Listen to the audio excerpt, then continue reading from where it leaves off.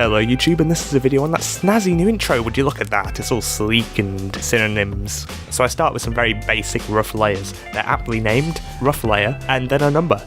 I wanted something where a circle morphs into a planet, but didn't really get anything further than that. Shape tweens in Flash were giving me troubles as usual, but then again, everything in Flash is buggy.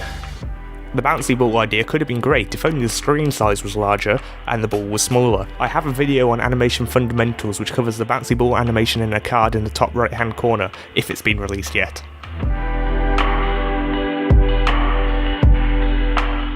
I keep going back to the old intro for references. It was a bad idea, it was holding me back. I really needed a clean slate for this new intro. My idea was to have the main bulk of the planet show up behind the rings, and then they'd rotate it out in 3D space. Terrible idea, 1 out of 10 IGN.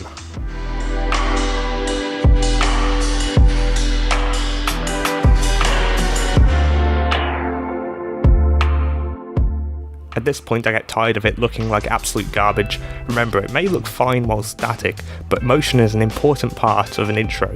It has to be bouncy while still maintaining the core identity of what you're presenting.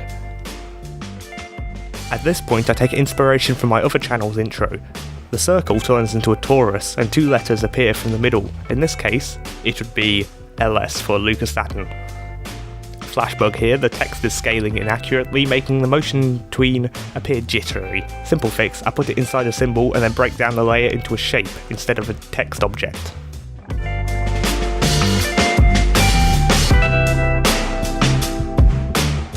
This bit was awkward to do. I realised that I really need the rings for the design, so I animate the mask frame by frame, manually creating an ease in and out motion for the rings.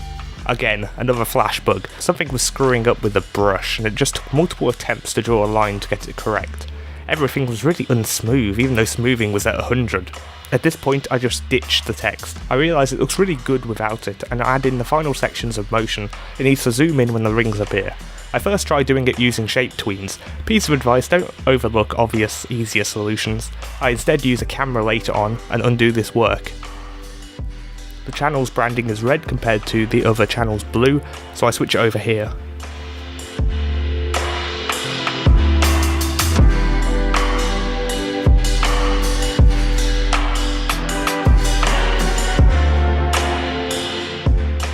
A major factor that goes into the material look is the nice shadows cast from every object. I'm implementing it here. You could probably do the entire sequence in some sort of 3D program and auto-generate the shadows, but manual for the win, hell yeah! It just takes longer. Oof.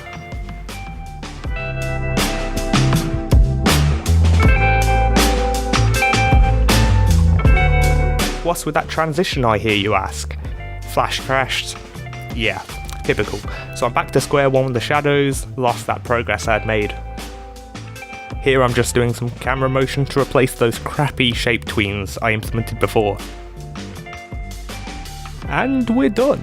Thanks for watching, hope you enjoyed. Click a card on screen to see any of my other work. Goodbye.